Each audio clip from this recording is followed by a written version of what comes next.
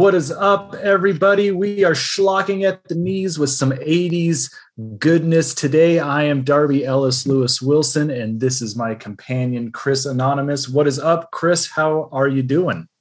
Doing pretty good, man. How you doing? Doing all right. We're having some technical difficulties. This is the bane of streaming a slow internet connection, which is my fault. But so you might be getting a little bit robot-y while we do this. But just a heads up for everybody. If you aren't able to see it here, we're going to post this tomorrow morning, I believe, on YouTube. We have a YouTube channel up and running currently. Is that right, Chris? Yes. As far as I know, it's still running. Yeah.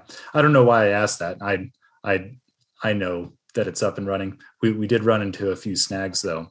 But anyway, it's a very special show today. Do you know why? It's our 100th episode. Close. We're not quite there yet. It's a very special episode because it is the season. It is time for Christmas. We're moving into that session. And while it's not quite December 1st yet, our kind of first movie to kick off that season is I think you could call it a Christmas movie. I think this is a Christmas movie, Night of the Comet. 100%, absolutely, totally a Christmas movie. Yeah, right. I was thinking of Die Hard the entire time I was watching this I would movie. like to do a list of like non-Christmas movies, like that just happen to take place around Christmas, but they're not necessarily a Christmas movie, but to me they're a Christmas movie. Lethal Weapon, Die Hard. Is Lethal Weapon a Christmas movie? Does that take place during Christmas? Yeah. Huh. And Night of the Comet, 100% Christmas movie. I think that's a great idea, and I think that we should put that on the docket for maybe not next year, or maybe not this year, but maybe next year. Maybe we'll be around next year. Who knows? Maybe a comet will come and destroy us all. Anyway, this movie, I'm going to give a big spoiler right now. I love it. I love this movie. I want to dive into it and talk about all of the great things about this movie. First, I will start with its budget. And I'll ask you, Chris, so the last couple of weeks, we've watched movies with kind of a small premise, and their budget was, I think, like in the millions, $1 million to like $4 million, right around there. How much do you think the budget for Night of the Comet was? Just based on those movies. $1 million. 1 million? Yeah. Close. It was only $700,000 to make this movie. And I think that puts it solidly in the low budget category, low budget genre. Yeah. And a lot of the things that we see throughout the movie, and I think a lot of the things that really make it great are born out of that small budget. But here's the amazing thing. Can you guess how much it made at the box office worldwide? No. $1 million. $14.5 million. Really? Wow. So maybe this movie isn't schlock. Man. I think it is because of the budget, but I would call this a very, very successful movie. I think you can be successful and still be schlock. Still be schlocky, yeah. I mean, yeah. There's plenty of stuff like that made today. I mean, Star Wars. Go ahead. Oh no, I was just getting my dig at Star Wars and right. the one dig per episode. Yeah. So the director, Tom Eberhardt. Mm-hmm. Eberhardt, yeah. He surprisingly really hasn't done a whole lot extra beyond this movie. He did Captain Ron and Honey, I Blew Up the Kid. I love. Yeah, I love Captain Ron. But have you seen Captain Ron? I haven't seen it since it came out. I probably haven't seen it since the 90s either, but I have very fond memories of Captain Ron. But it's Kurt Russell being Kurt Russell. So, well, maybe we'll have to get it on here sometime. And if it would have been on it. Tubi, that would have been my pick. But it's not.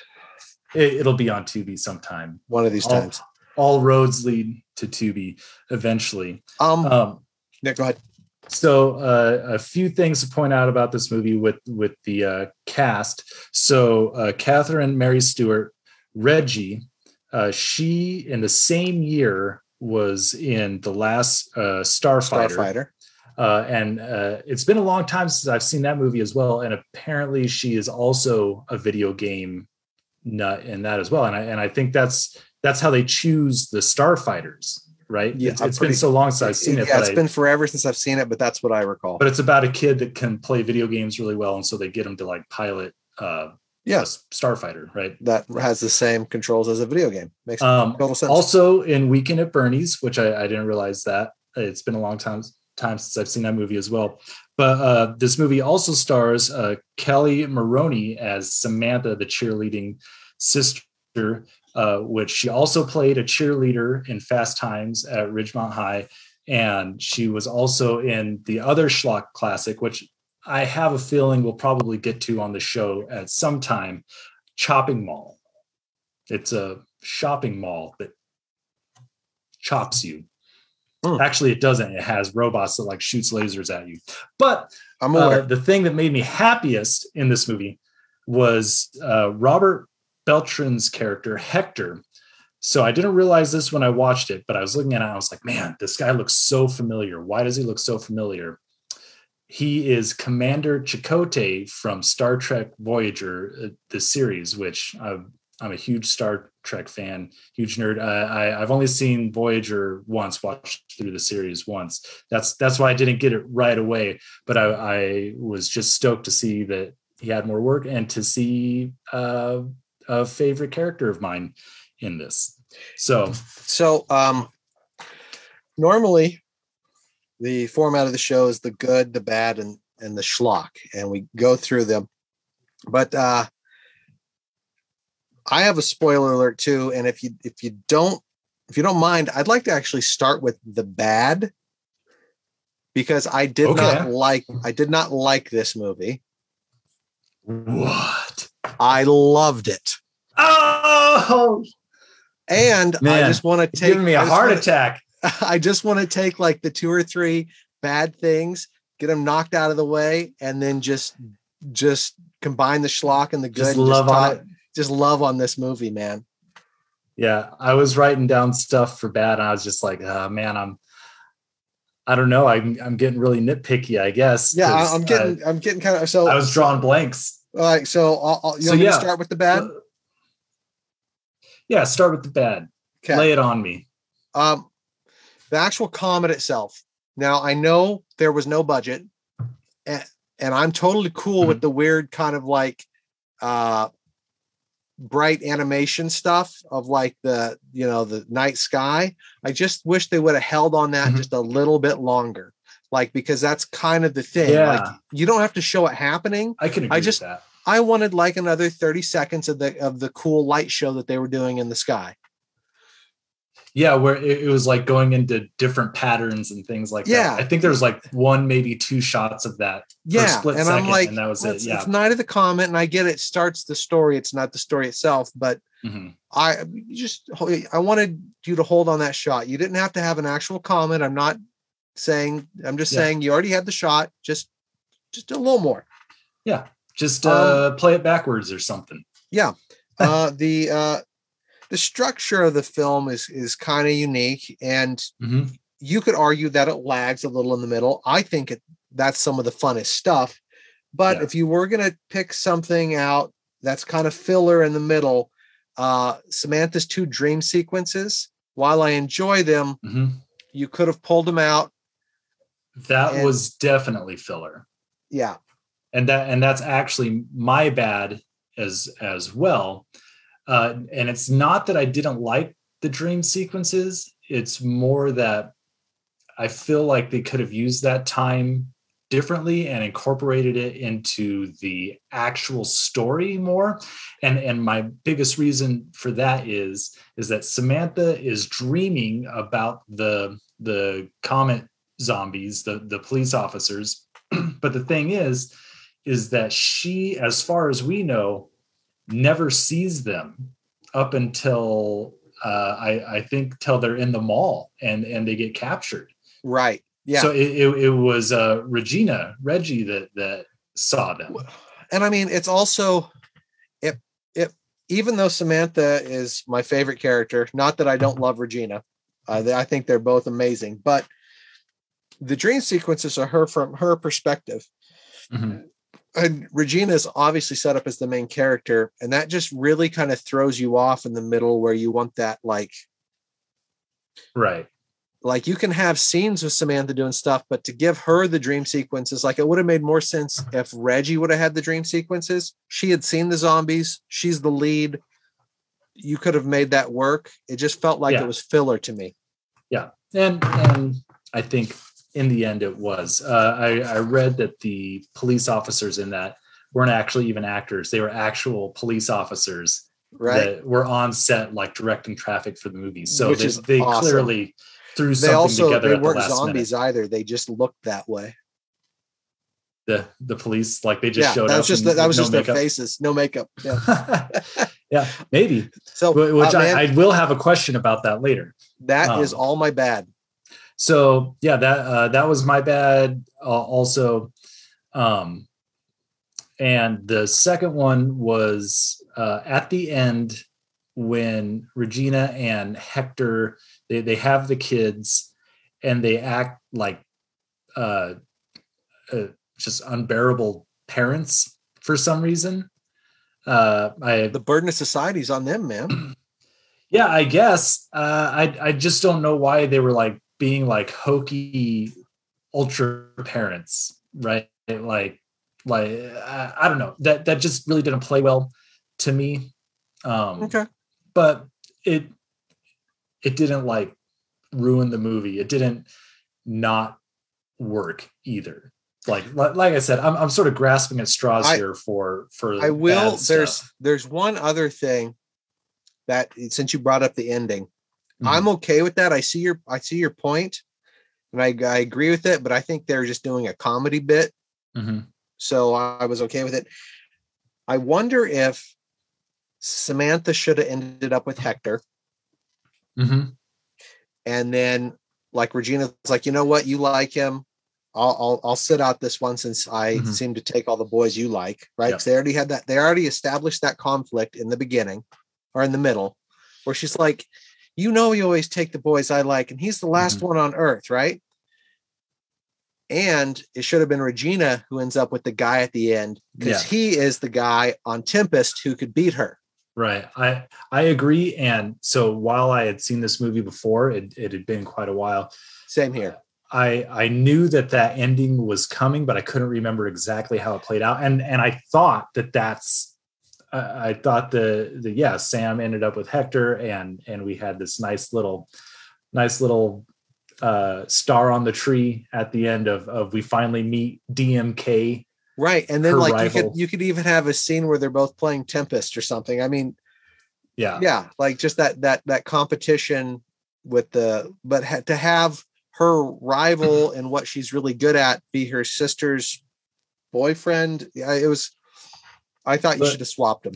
Well, one of the things though, I think we're kind of done with bad. So I'm going to transition us into the good. Yes. And that's one of the good things. One of the many good things I think there is in this film is that there's all these callbacks. There's all these setups. So the DMK thing for sure. I mean, we see that in the very first part of the movie, not the very first scene, but close enough.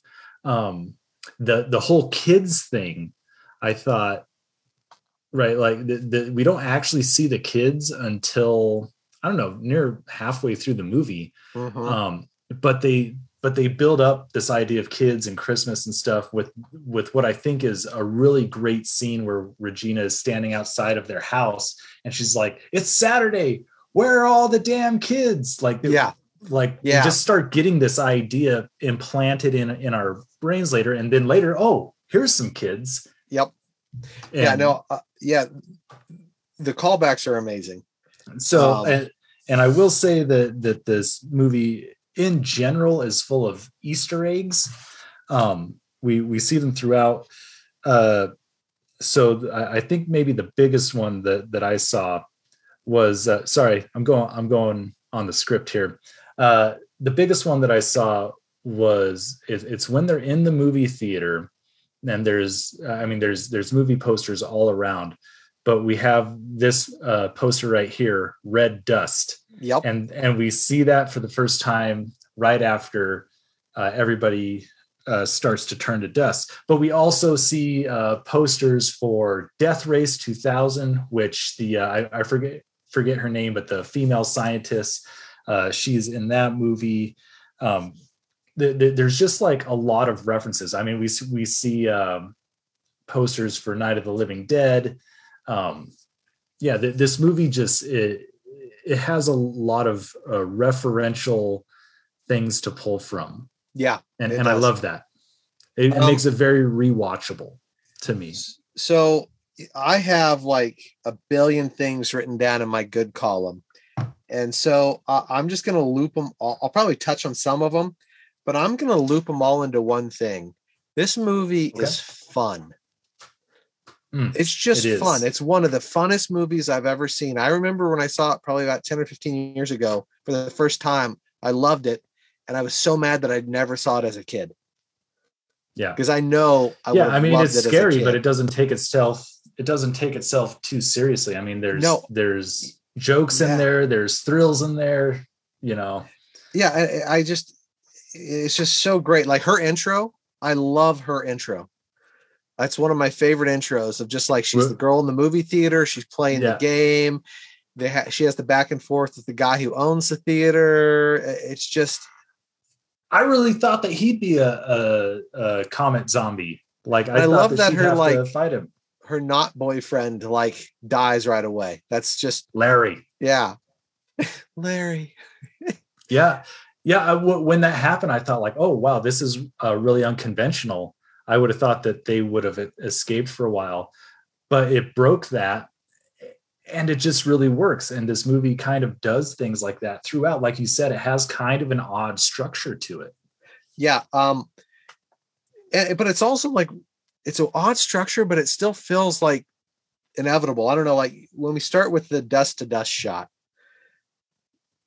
Right after the comet comes. Right after the comet the next morning, I guess. Yeah. The next morning. It's such a smart way to do a low budget where everyone's dead, but they're dust. Yeah. But you get it right away with the clothing. I'm like, it's just so smart, such a visual metaphor. And like you said, with the Easter eggs and the callback, absolutely. I just think it's super smart.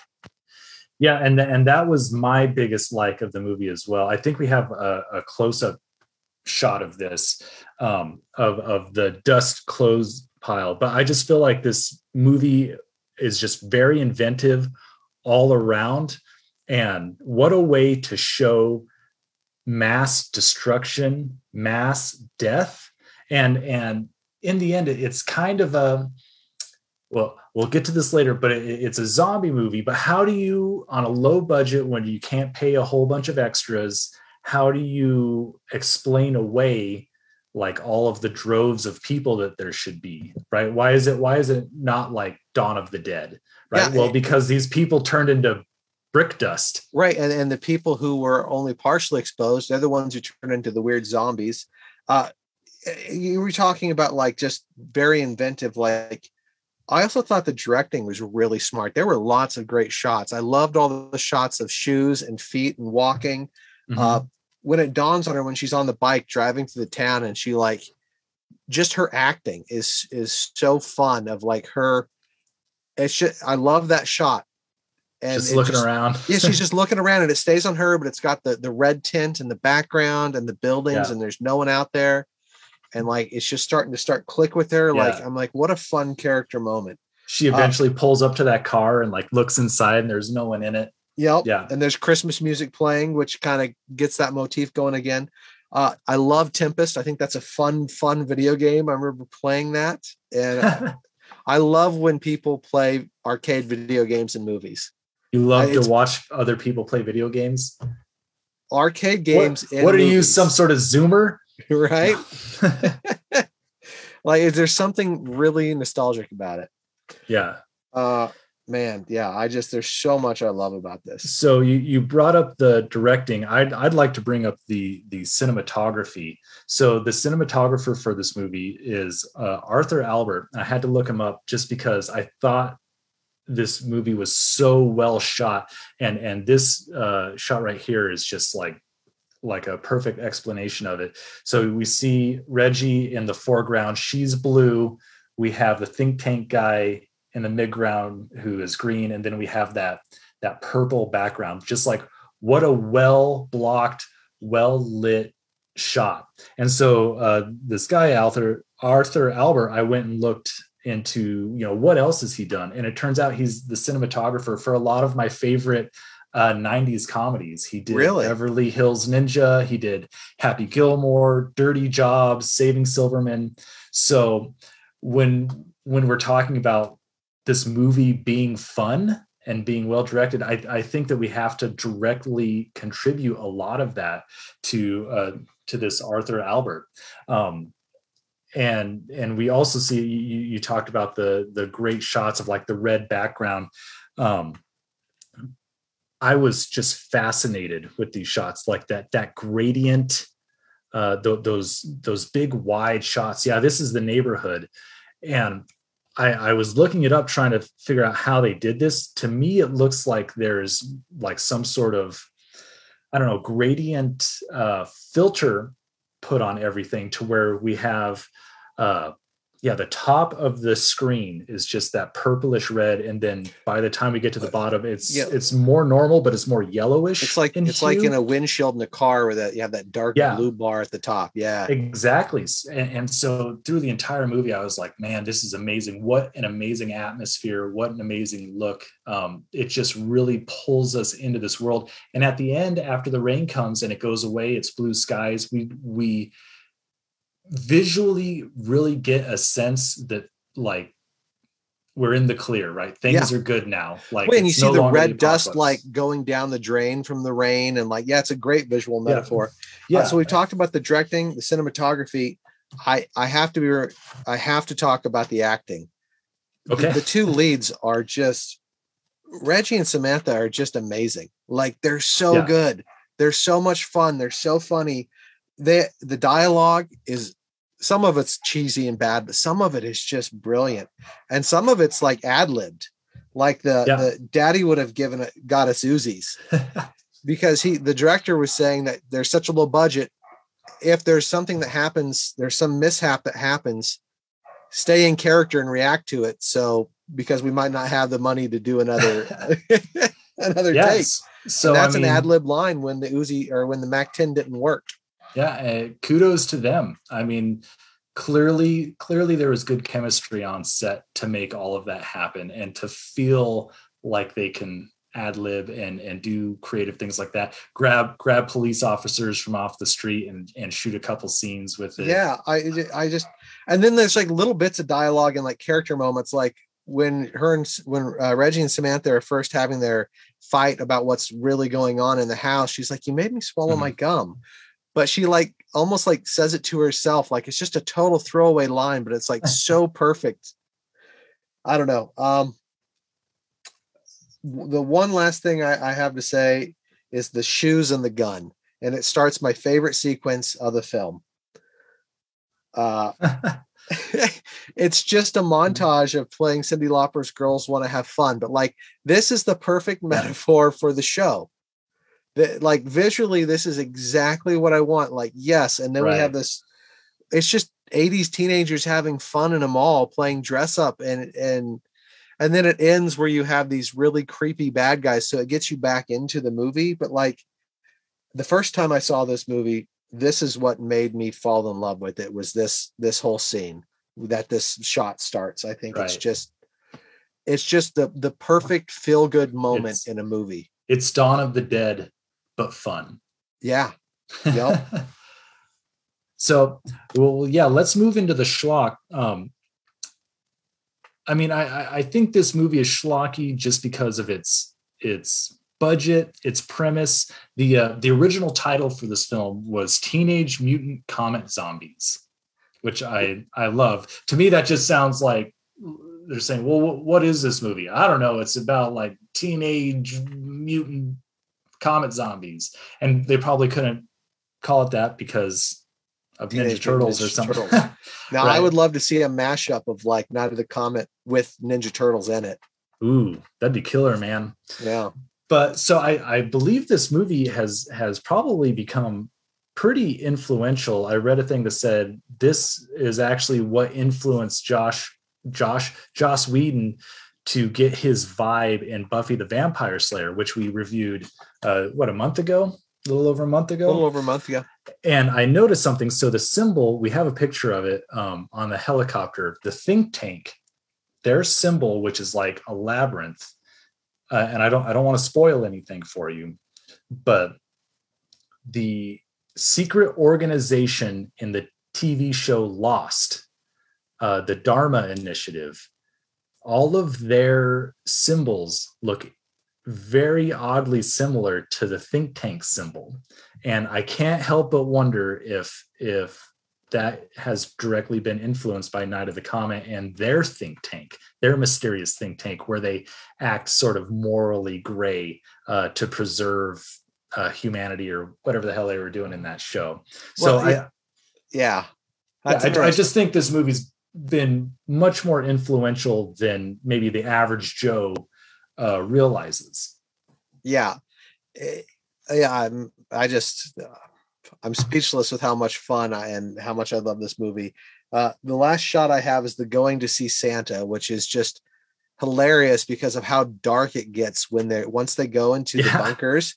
It gets really dark, right? Like with those kids. Yeah, they're gonna. And then they have the smart alecky teenage thing to say, like, and they're just laughing in there, and I'm like, oh, that's perfect. And then they blow them up at the end, and like it's just. Yeah, it's so this movie, like that, we brought up in the beginning, Die Hard. So, like I said, I was thinking of Die Hard through this whole movie, and then we get to this moment going to see Santa, and it reminds me of that moment in Die Hard where he, I can't remember if he writes it or if he paints it in blood or something on the guy. It says, "Ho ho ho! Now I have an Uzi." Yep.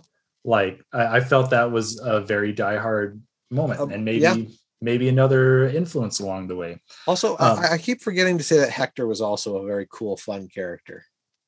Yeah, it's easy to forget Hector, but he has some really good moments. The dressed as Santa Claus. Maybe I'll put that in the bad column. I wish he would have stayed dressed as Santa Claus the entire time, but he switches into that cowboy outfit and does like awesome. A Texas accent or whatever, and so it sort of makes up for it. Like Looney Tunes sticks of dynamite. Yeah, I mean Hector, he's wily. Yep, for sure. Yeah. So the show is about to come to an end. I want to end it with a very important question I have for you. Okay. In Night of the Comet, are these creatures zombies? No, they're not. And I agree. I think I can see where the line is blurred, but I think describing them as maybe a mutant is I would describe them. Apt. Yeah, they're mutating. They're mutants because they still have like their mental faculties, and apparently I never got that quite straight. Do they want to like eat people's brains or like suck their blood or something because they're dehydrating? It's not clear, but yeah, they're not zombies. They're mutants. Yeah, and I could be convinced that they eventually become zombies, maybe right before they turn into dust because their brain, their faculties are completely gone. But yeah, I just thought that was interesting. It's touted as a zombie movie, but I'm not sure that's exactly accurate. And no, I wouldn't call it a zombie movie. But for mutants, they're creepy, man. Yeah, they're great. I think they made a really great rogues gallery of bad guys. I really enjoyed the bad guy in the mall. He's so creepy. Yeah. Especially when he takes off his glasses and like, we're going to play a little game. Yeah, such a great moment. Yeah. And you know exactly what's going on. Yep. But that is all the time we have for today. Chris, what is our movie for next week? Santa with Muscles. Is that a thing? I love it. It's a movie I found on Tubi. All right. Santa with Muscles next week at 6 p.m. We will upload this tomorrow on the YouTube on Tuesday. Until next time, I'm Darby Ellis Lewis Wilson. This is Chris Anonymous, and we have been compelled by Schlock. Bye. Schlock. Schlock. Schlocky. Schlock. Schlock. Schlock. I am compelled by Schlock. Compelled by Schlock. Impelled by